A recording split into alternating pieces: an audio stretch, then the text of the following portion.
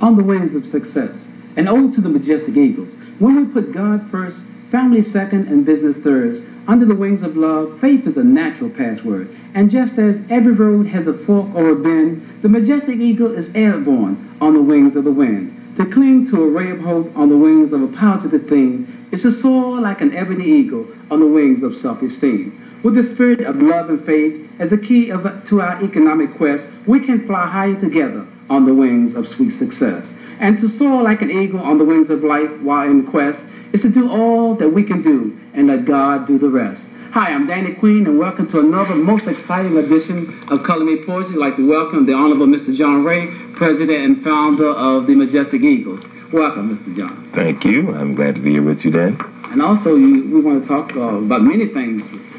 First, let's talk about the Majestic Eagles. Let's talk about the book. There's so many things that we can talk about. Okay. Well, we can start with money. You know, that's my favorite subject. I begin with that. But Mine too. Yours too? Okay. The Majestic Eagles is an organization that was started in the early 1980s. And we decided that some of us ought to be about business and making money. Since no school, no university, no one in the African-American community talks about money and how to get it and how to keep it, the Majestic Eagles was formulated to help people who want to get started in business and who are ready to start a business of their own. So we just started simply by holding weekly meetings. And, you know, our first meeting was in the basement of a church. No, the basement of a home. We met in homes initially, just from different homes each week. Then we rented space in a couple of churches. Then we went to a number of restaurants in the area, and finally to the Howard Inn, where most people know us from. Stayed there several years at the Howard Inn, and in 1986 we decided it was time to have our own home, so we purchased a building at 2029 Rhode Island Avenue Northeast. And we've been there in that location since 1986. And it's about transforming and giving information about business and finance and economics. And I stay focused, Danny, on how you get the money. And I think that's most important, John, because you know, a lot of people, like you said many times in the local meetings every week, that a lot of times, well, not a lot of times, but most of the time, our people are trained to go to school and get a job. But they don't teach us about entrepreneurship. They don't teach us about business. Yeah. So, you know, I'm amazed. No one talks about that. How you get the money. How do you go into business? Why don't more of us have businesses? You know, I paused as I was coming in here today, and I see this young gentleman. He took a little restaurant called Hogs on the Hills, opened with one restaurant. By the way, went to the University of Maryland, and a young Chinese guy, got a degree, and opened Hogs on the Hills, just with one shop. And now they are just like crabgrass. They're all over the place. I mean, and I said, isn't it amazing that one man could do that?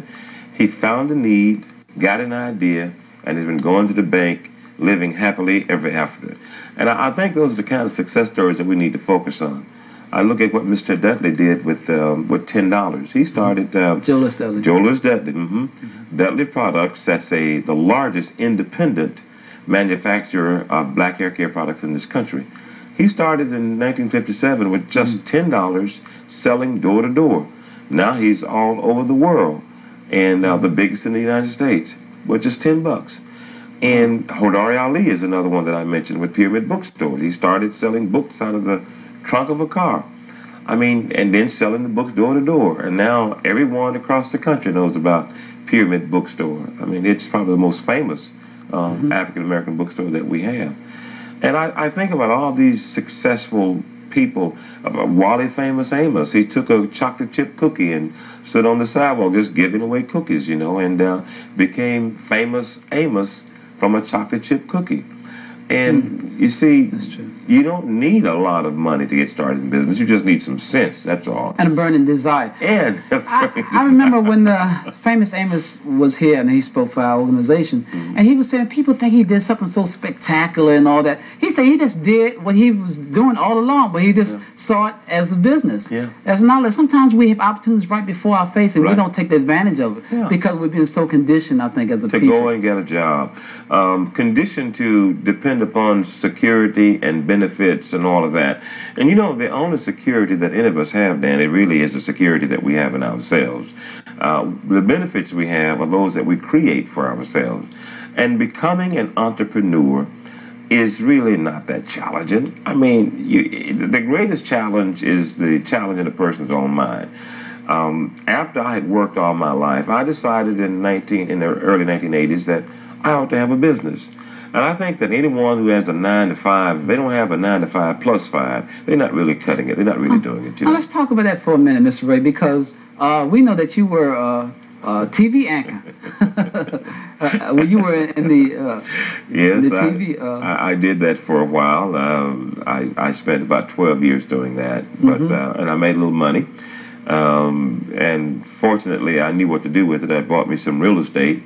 I knew how to invest it, and then that enabled me to make this transition. But still, it was on somebody else's job. I was not free to do what I wanted to do. I was not free to be able to tell people that, look, you can have what you want. You can have it right now. You can be what you want to be. I mean, if you want to be a multi-billionaire, you can be that. Your dreams, as big as your dreams, you can become that. So I worked in television, and but I was always stifled because I knew that if I opened my mouth and said too much, somebody would zip my lip through my bank account. Now I'm a free black man and able to say what I want to say, and I mean, I feel real good, sleep good at night. Don't worry about anyone firing me. Don't worry about anyone cutting off my grants. Don't worry about my proposals being turned down. You know, and to be able to be free is the greatest riches that a person can have, is to be free. When you free mentally, I mean, you know, when you free from mental oppression, man, you got a very rich bank account. Our people need to know that, though. Yeah. Our people need to know that because so many of us have been think that we can't do it because other people say we can't do it. So how do you motivate yourself to motivate other people? Well, first of all, you have to see that. I had to see myself successful. I mean, I really, even before I got into television, I had to see it myself. I had to see myself on that television. And my theory is that anything that you can see, you can become. So before you get to a place, you have to see yourself already there. I had to first see myself creating the Majestic-Eagles. I saw that. I had to see that building at 2029 Rhode Island Avenue Northeast. I had to see it in my mind. And then once I saw it in my mind, I began to articulate it. That is, I began to speak it into existence. And you see, I'm going to tell you all a great secret here today. You see, the reason that most people are poor and broke is because they have a broke consciousness and a broke spirit. And see, the only thing that broke people will do for you is to give you hemorrhoids and gas pain. That's why I don't hang around broke people. See, I don't want nobody's hemorrhoids, see. So I remove myself from them. So what I've learned to do is to make the connection between what I see and what I say.